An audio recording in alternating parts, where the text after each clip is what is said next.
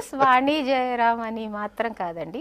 राष्ट्रीय पुरस्कार विजेता और प्लेबैक सिंगर वाणी जयराम अब हमारे बीच नहीं रहीं। वो 77 साल की थीं जब उन्होंने आखिरी सांस ली। अभी 2022 में ही उन्हें भारत का तीसरा सबसे बड़ा नागरिक पुरस्कार पद्म भूषण मिला था। वाणी जयराम चेन्नई के हेडोस रोड में अपने घर में मृत मिली थीं। मीडिया रिपोर्ट्स के मुताबिक उनके माथे पर चोट के निशान मिले हैं। उनके निधन से संगीत जगत में एक तरह की खामोशी छा गई है। वाणी जयराम की आवाज में हमको मन की शक्ति देना ये गीत लगभग सभी को याद होगा। उन्होंने भगवान श्री कृष्ण के कई भजन भी गाए थे जो मीरा की भक्ति पर आधारित थे। इसलिए वाणी जयराम को भारत की मीरा भी कहा जाता है। तुम भये तरवर, मैं भई पंखिया, तुम भये सरोवर, मैं तेरी मछली। वाणी की पैदाइश तमिलनाडु के वेल्लोर में हुई थी। उनका असल नाम कलैवानी था। वो 9 भाई बहनों के परिवार में 5वें नंबर पर थीं। वाणी जयराम को गीत सुनना काफी पसंद था और वो अक्सर रेडियो सुना करती थीं। और उन्हें हिंदी फिल्मी गाने इतना पसंद थे कि वो रेडियो पर बार बार बजने वाले गानों को याद करके घर पर ही अपने भाई बहनों के सामने प्रस्तुतियां दिया करती थीं।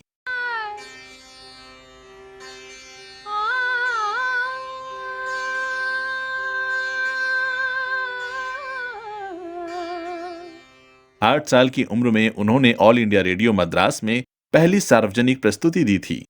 वाणी जयराम ने अपनी formal schooling lady Sivaswami high school Chennai से की थी। इसके बाद उन्होंने क्वीन मैरी कॉलेज चेन्नई से ही स्नातक किया। अपनी पढ़ाई के बाद वाणी भारतीय स्टेट बैंक मद्रास में कार्यरत थी और बाद में 1967 में उन्हें हैदराबाद शाखा में स्थानांतरित कर दिया गया था। 1969 में वाणी की शादी जयराम से हो गई और वो अपना परिवार बसाने के लिए मुंबई आ गईं और अपना ट्रांसफर बैंक की मुंबई शाखा में ले लिया। उनके गायन कौशल को जानने के बाद उनके पति जयराम ने वाणी को हिंदुस्तानी शास्त्रीय संगीत में प्रशिक्षित होने के लिए प्रोत्साहित किया और उन्होंने पटियाला घराने के उस्ताद अब्दुल रहमान खान से संगीत की शिक्षा ली। संगीत के कठोर प्रशिक्षण के लिए उन्होंने अपनी बैंक की नौकरी छोड़ दी और संगीत को ही अपने पेशे के रूप में अपना लिया। उन्होंने खान के संरक्षण में ही ठुमरी, गजल और भजन जैसे विभिन्न रूपों की बारीकियों को सीखा और अपना सार्वजनिक संगीत कार्यक्रम दिया। उसी साल उनका परिचय संगीतकार वसंत देसाई से हुआ, जो गायक कुमार गंधर्व के साथ एक मराठी एल्बम रिकॉर्ड कर रहे थे। उनकी आवाज को सुनने के बाद देसाई ने कुमार गंधर्व के साथ उसी एल्बम के लिए रिनानु बंधाचा गीत गाने के लिए उन्हें चुना। वो एल्बम मराठी श्रोताओं के बीच खासा मशहूर हुआ और उनके युगल गीत को खूब सराहा गया। उन्होंने आगरा के अनुभवी गायक पंडित चरण के साथ भी गाना गाया। वसंत देसाई के साथ वाणी के अच्छे पेशेवर जुड़ाव की वजह से उन्हें ऋषिकेश मुखर्जी द्वारा निर्देशित फिल्म गुड्डी, जो कि 1971 में रिलीज हुई थी, मिली। देसाई ने वाणी को फिल्म में 3 गाने रिकॉर्ड करने की पेशकश की, जिसमें जया बच्चन की मुख्य भूमिका वाला गाना बोले रे पपीहरा उस वक्त टॉक ऑफ द टाउन गीत बन गया और उससे उन्हें तुरंत पहचान मिल गई।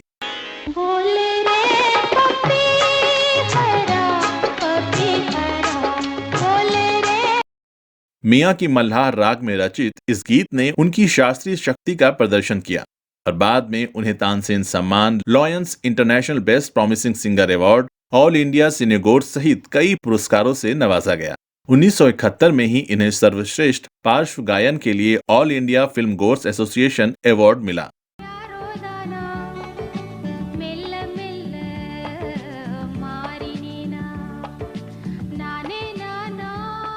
उनका दूसरा गीत हमको मन की शक्ति देना, इस गीत के रिलीज होने के बाद से ही वो गीत स्कूल की प्रार्थना बन गया और अब भी जारी है।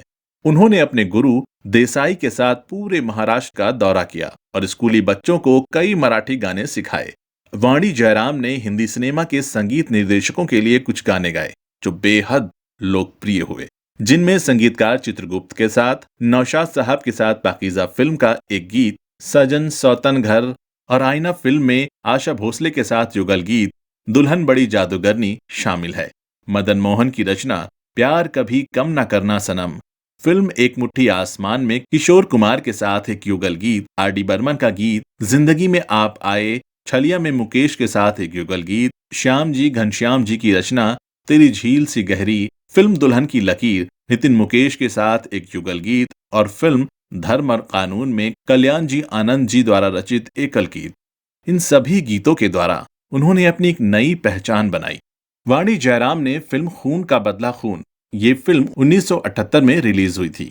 इस फिल्म का संगीत ओपी नैयर ने तैयार किया था, जिसमें मोहम्मद रफी और उत्तरा केलकर और पुष्पा पगधरे के साथ उनके युगल गीत भी शामिल हैं। उन्होंने रफी के साथ जुर्म और सजा में लक्ष्मीकांत प्यारेलाल द्वारा रचित युगल गीत मैंने तुम्हें पा लिया, इसके अलावा और जयदेव की फिल्म परिणय जो कि 1974 में रिलीज हुई थी, इस फिल्म में मन्ना डे के साथ युगल गीत, उसके अलावा फिल्म 16वां सावन जो कि 1979 में रिलीज हुई थी, जयदेव द्वारा ही रचित गीत पी कहन गाया।